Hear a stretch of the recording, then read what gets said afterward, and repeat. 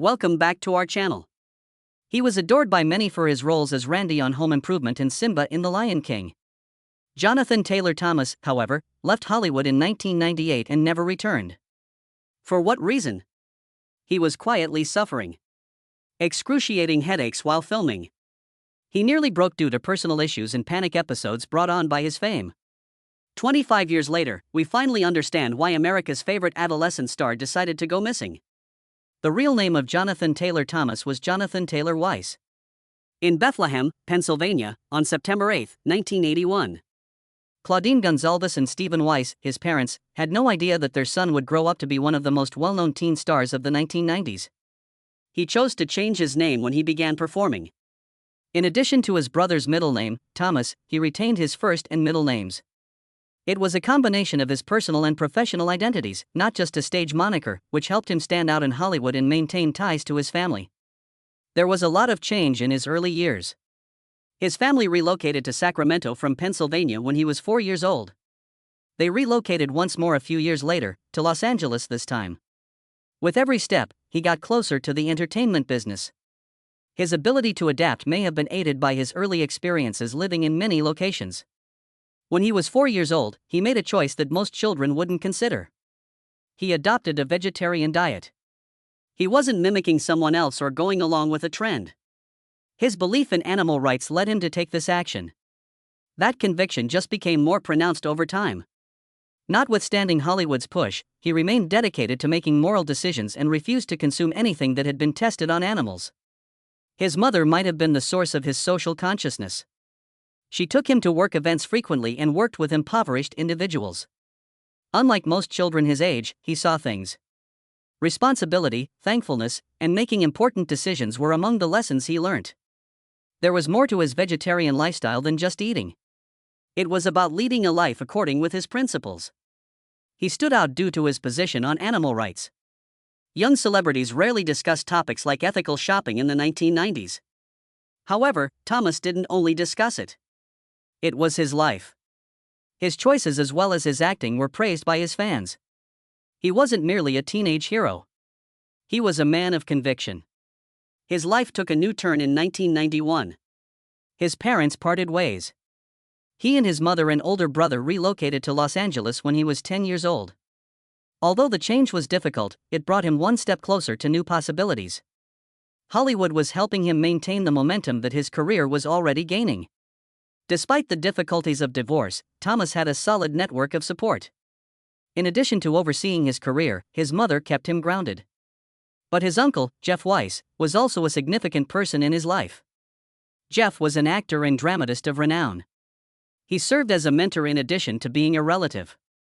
He made it clear to Thomas that acting was more than merely reciting words.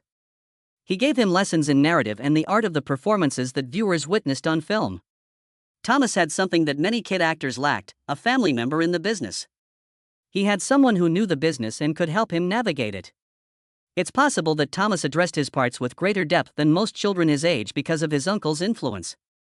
His performances, even in comedies, had a genuine quality. He was more than a character. He was contributing something extra. Thomas, Jonathan Taylor, got his start early. He was already doing print ad modeling in Sacramento, California, by the age of 7. This resulted in TV ads where his self-assurance and innate charm were prominent. He wasn't just a young cereal vendor. People noted that he had a unique quality. In 1988, he shot one of his first major ads for Kellogg's Product 19. He got a Burger King commercial with Thora Birch 2 years later. He also made advertisements for Canon camcorders and Vivident gum. His experience and time in front of the camera increased with each commercial, as well as greater opportunities to understand the workings of the sector. By the age of 8, he had established a strong base. Then he got his first actual TV part. He portrayed Kevin Brady in the Brady Bunch spin-off The Bradys in 1990. The project appeared promising. As a result of his desire for attention, the middle child frequently ends up being the one with the jokes, returning well-known figures from the original series. However, something didn't work. Before being discontinued, the series only ran for 6 episodes. It was a significant step even though it wasn't the breakthrough he had hoped for. At the time, he was recognized by his given name, Jonathan Weiss. Working with TV veterans like Florence Henderson and Robert Reed, he learned skills that will be useful to him in the future. Even though the show was brief, the experience was priceless. It offered him a taste of what it was like to be a part of a television show and an insight into the world of television. Something far more significant resulted from that early experience. He tried out for the part of Randy Taylor on Home Improvement in 1991. The series, which ran for 8 seasons, became a huge hit, and transforming him into one of the decade's most identifiable young stars. He was cast because he looked like Tim Allen, but his natural delivery and sharp wit won him over fans. Thomas starred in 177 episodes of the 1991 to 1999 television series. His character had depth, which is why fans adored him in addition to his humor. Randy was no mere child of a sitcom. He raised questions. He questioned the traditional beliefs of his father. "Come in, please. My new boss is this, everyone. It's John Baker." "Hello, huh? I'm Vanessa." "Hey. Mike Baxter is my name." "Hey." Randy appeared to be someone you knew.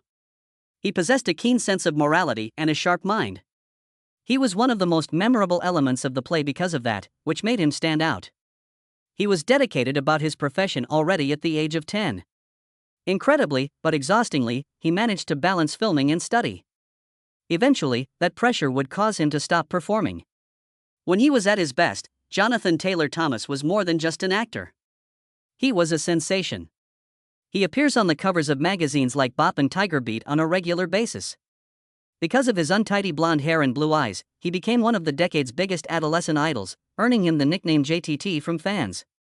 However, it went beyond appearances. He had intelligence. He was introspective. He spoke in interviews about maintaining his sense of reality and making the most of his celebrity. Not all he wanted was attention.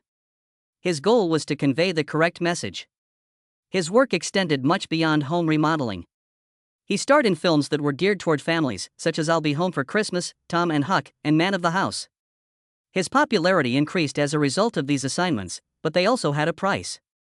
By the late 1990s, he was becoming weary of being in the spotlight all the time. He detested the name JTT. He disliked it when interviewers pried into his private affairs. Being an adolescent idol began to feel like too much work. It wasn't easy juggling school and Hollywood. It was more than just attending lessons on time. Stress and hard hours began to have an impact on his health.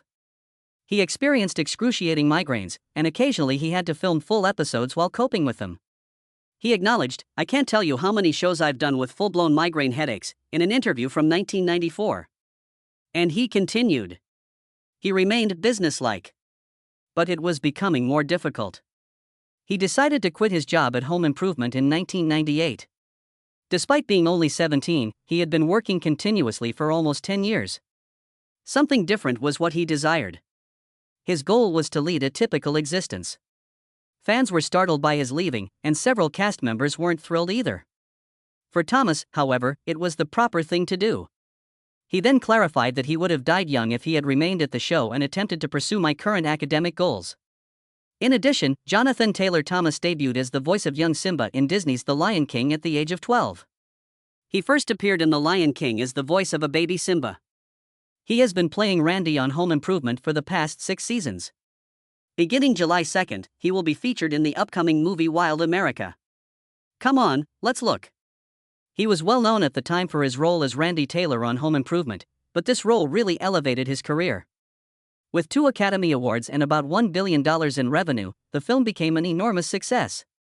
Thomas saw it as more than a job. It was an opportunity to make a beloved Disney character come to life. For months, Disney tried to find the ideal voice. Someone who could encapsulate Simba's enthusiasm, inquisitiveness, and fun disposition was what they required. Although many of young performers tried out, Thomas was the most notable. Because of his innate self-assurance, Simba seemed genuine and not just a cartoon figure. He was the ideal pick because of the appropriate balance of charisma and innocence in his voice. The lines took more than a year to record. Disney had to adjust their schedule to accommodate Thomas's busy home repair plan. Even some of his lines were taped on the show's set. As he imagined the reactions of the other characters, he frequently had to perform alone. In an attempt to make it seem more natural, he occasionally performed their lines himself. This made his reaction seem more genuine.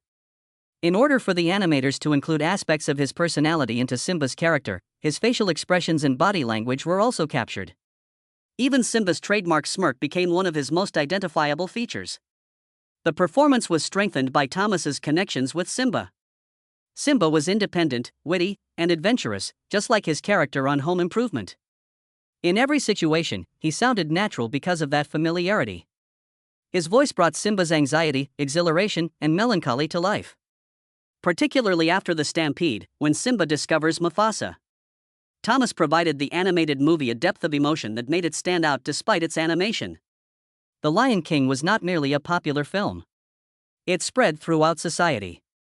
The soundtrack was sold in millions. Audiences worldwide were captivated by its tale of identification and accountability. Thomas's voice plays a significant role in the movie's continued popularity years later. His portrayal changed people's perceptions of Simba by giving the character a genuine and relatable feel. Thomas continued to work as a voice actor after The Lion King. He portrayed Pinocchio in The Adventures of Pinocchio, a 1996 animated and live-action movie that offered a fresh interpretation of the beloved tale. The awe and resolve of a wooden puppet who aspires to be a real boy were encapsulated in his voice. It demonstrated that he was more than simply a child celebrity. He was truly gifted at making characters come to life. In animation, he also took on smaller roles. He portrayed Tyler Tucker in the television series The Wild Thornberrys, which followed a family as they explored the world while researching nature. On The Simpsons, he voiced a character named Luke Stetson during a cameo. Each character stood out due to the charm of his voice, even in these brief parts. Later, in the Christmas special The Tangerine Bear, he portrayed Tangy, a teddy bear looking for a home, and he voiced Prince Rajas in the science fiction adventure via the Mobius strip. He was able to experiment with several character types on each production, demonstrating his versatility as a voice actor. The 1990s saw Jonathan Taylor Thomas everywhere.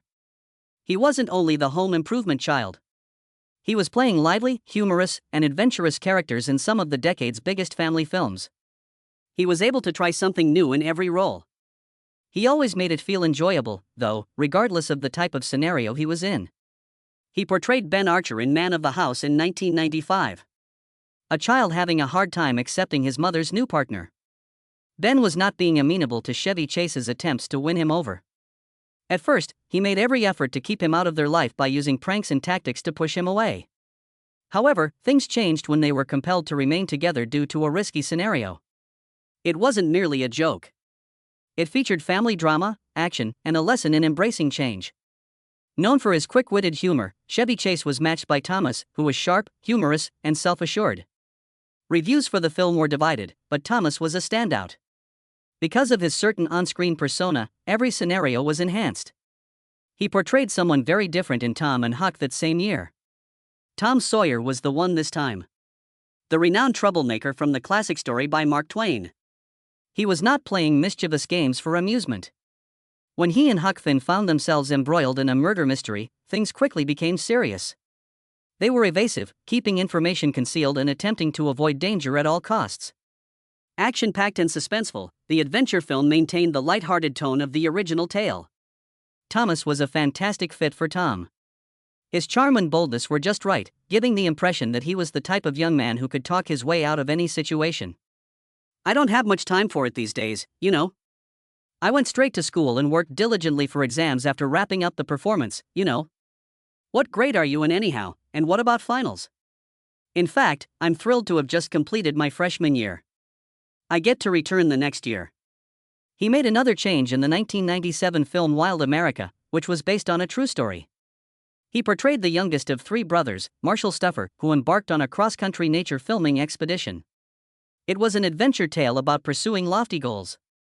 With actual animals adding to the excitement of each scene, the film was set in forests, rivers, and mountains rather than on city streets or in small-town neighborhoods. This time, Thomas wasn't being the typical sarcastic youngster. He had a driven, ambitious personality that was eager to show himself. He managed to make it work even though it was different from his previous roles. I'll Be Home for Christmas 1998 followed. A festive comedy with a twist was what this one was. Thomas portrayed a self-centered college student named Jake Wilkinson. Jake was eager to take advantage of his father's offer of a classic poncho as a Christmas present. He was wearing a Santa costume, But he was left in the desert with no money and no way to return before he could reach home. His attitude had to alter if anything was to be fixed. At its core, the film was about understanding what truly mattered, despite its many humorous and extravagant moments. Jake wasn't just another self-centered character, thanks to Thomas. He gave him just enough charisma to keep people cheering him on despite his errors. He offered something unique to each film he made. They all demonstrated why Jonathan Taylor Thomas was one of the decade's biggest young stars, while some were funnier and some included more action. Realizing a character was something he was skilled at. People kept watching because of that. Every young actor's fantasy was fulfilled by Jonathan Taylor Thomas. He starred on Home Improvement, voiced Simba in The Lion King, and was one of the most well-known teenage performers of the 1990s. At the height of his success, he then left. The decision to quietly leave everything behind was made without any scandals or dramatic exits. Since he was a little boy, Hollywood had been his life. However, by the time he was 18, he had changed his mind. He began his studies in philosophy and history at Harvard University in 2000. He accepted it even though it was a significant change from TV sets and red carpets. He was engaging in intellectual debate and reading books rather than memorizing scripts. He was seeking more than a respite from performing. His goal was to reinvent himself. He left Harvard after 2 years to attend the University of St. Andrews in Scotland, where he was studying abroad. The shift offered him a new outlook that went beyond the field in which he had been raised. He pursued his studies at Columbia University after returning to the U.S., eventually graduating in 2010. He avoided the spotlight over this entire period. While many former child stars continued to make headlines, Thomas quietly established a life away from the spotlight. He never highlighted his academic career with his celebrity. He made no attempt to make a return. All he did was step forward. But there were speculations about his departure. One of the most significant was his choice to not watch the 1999 finale of the Home Improvement series. He wasn't present when the rest of the cast got back together for the last episode. He was concentrating on his college applications at the moment and believed that his future had greater significance. Tim Allen, who had spent years portraying his father on screen, acknowledged that the choice perplexed him. Many thanks to Jonathan Taylor Thomas for being here. We're glad to have you here. Ladies and gentlemen, it's Mr. James Brown's turn to play us out. Some saw this as an indication of conflict between them, although his on-screen mother Patricia Richardson subsequently explained that there was no significant repercussion. Indeed, she maintained communication with Thomas and endorsed his decision to resign. Conflict rumors reappeared years later when a reunion centered around house remodeling was proposed. Richardson disclosed that she and Thomas had not received any communication regarding a reboot. There was never a public disagreement, but the absence of communication did spark conjecture. Though he had just moved on, Thomas suffered much from the emotional and physical strain of being a child star. During the filming of Home Improvement, he experienced migraines. These were more than a few minor headaches. The outbursts were unpleasant and strong, making it difficult to concentrate. Despite his ongoing suffering, he had to learn lines by heart, act on set, and attend classes. It got worse because of the lengthy hours. Trying to juggle performing, school, and a personal life was draining. In one interview, he talked about how stressful it is to handle everything. He had to balance being a performer, a student, and a typical child. Anyone may wear down from that kind of pressure. It was more difficult for someone his age, though. Hollywood has regulations to safeguard aspiring actors. Their working hours are restricted, and they must adhere to school-related obligations. However, the pressure remains. There are high expectations for a young celebrity with Thomas's level of fame. He was not merely feigning. He was carrying the weight of a popular television program. He had reached his maximum by 1998. He decided that his studies and well-being were more important than maintaining his celebrity, therefore he made the decision to quit. A lot of aspiring performers dream of becoming famous. For Thomas, it became too much. He was one of the most popular teen idols of the decade during the height of his fame. There was his face everywhere. He was trailed by paparazzi. His every action was scrutinized by magazines, and admirers demanded more from him. The attention never ceased.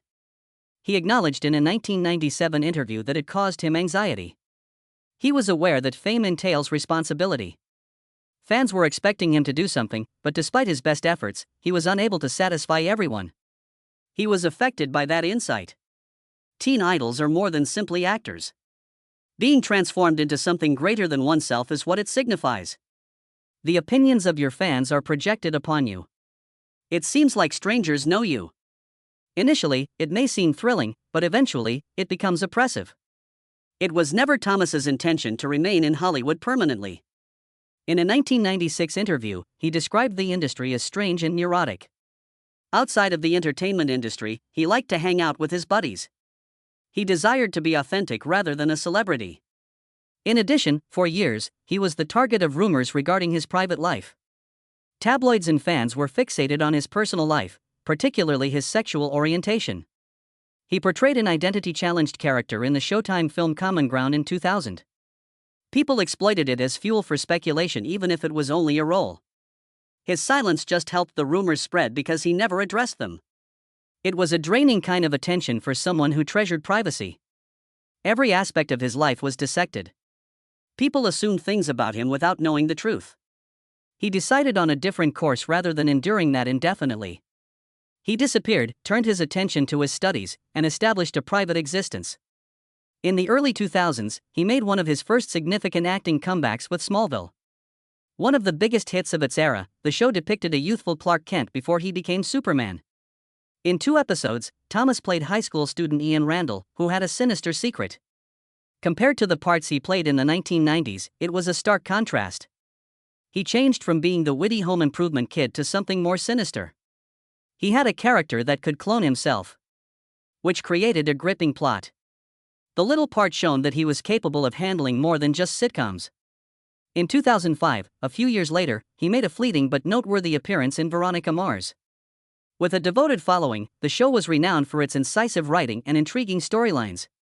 Thomas portrayed a high school pupil engaged in an exciting investigation, causing viewers to wonder what his real motivations are. It was another move away from his image as a child, demonstrating his ability to play more nuanced parts. But when he joined Tim Allen on Last Man Standing, it was his most significant television comeback. He made several appearances in episodes from 2013 to 2016, which made home improvement aficionados nostalgic. The meeting felt natural because of the energy that still existed between him and Allen. However, Thomas wasn't merely acting. And he was taking on a new role. It's entertaining to make movies, you know. In movies, you actually get to watch things explode and leap off things, so I would say you get to do more than on TV shows. Without a doubt. That's part of the fun, I mean. You're a teenage idol, so do you appreciate being that? Do you like that? Well, I understand that you take acting seriously, but... Director. In order to demonstrate that he was more than just an actor, he helmed 3 episodes during his tenure on the show. He had always been interested in directing. He has even watched directors at work during home renovation. Thomas was concentrating on scene sets, camera angles, and the overall flow of a performance, while other young actors concentrated on learning lines. He previously described working on a film set as being similar to free film school in an interview. From an early age, he realized that acting was not his primary career goal. He shone his seriousness about it with his work on Last Man Standing. Although it might not seem like much, directing a few episodes was a significant step for someone who had been out of Hollywood for years. It allowed him to work with others in a different way, telling a tale from behind the camera rather than in front of it. Thomas has avoided the limelight despite his modest comebacks to the stage. He was seen in Hollywood in June 2021 while out for a walk with his dogs. It was one of the first photos taken of him in years. In contrast to many former child stars, he never made an effort to maintain his renown. Because he wanted to, he left. Absence of red carpets and social media. Just an ordinary life away from Hollywood. That does not imply that he no longer enjoys telling stories. He has spoken over the years about his passion for directing and writing. He still watches movies and plays. He just wants to have fun without having to deal with the spotlight. Despite his departure from Hollywood, his influence remained constant. He became a household name thanks to his work on home improvement. He made movie history with his voice in The Lion King. He was the quintessential 90s face for a whole generation. He did not play a part that made the biggest statement, though. The decision he made contained it. It's uncommon to leave the limelight. Even rarer is doing it on your own terms. And that may be the reason he is more memorable than ever.